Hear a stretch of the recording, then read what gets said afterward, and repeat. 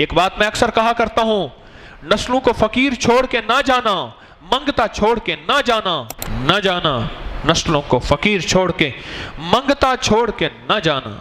استغفار کی ایک تسبیح ایسی کریں جس پہ دل بھی ساتھ دے، زبان بھی ساتھ دے، جسم بھی ساتھ دے، روح روح ساتھ دے، انگ انگ ساتھ دے، ذرہ ذرہ ساتھ دے،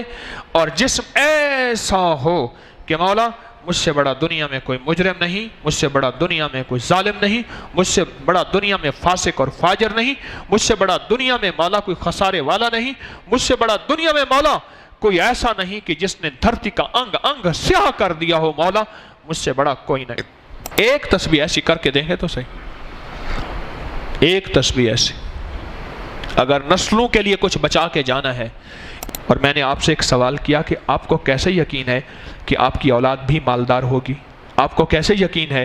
کہ آپ کا رزق بھی کشادہ ہوگا؟ آپ کو کیسے یقین ہے کہ آپ ہمیشہ خوش ہوں گے؟ اگر یہ کرنا چاہتے ہیں، ایک تسبیح صبح شام استغفار کی اپنی زندگی میں، اور ایک تسبیح پہ 5 منٹ لگتے ہیں، 7 منٹ لگتے ہیں، 10 منٹ لگتے ہیں، چند منٹ لگتے ہیں، کیا اتنی بڑی دولت اور ورثے کو بچانے کے لیے آپ کے پاس 5 منٹ بھی نہیں ہے؟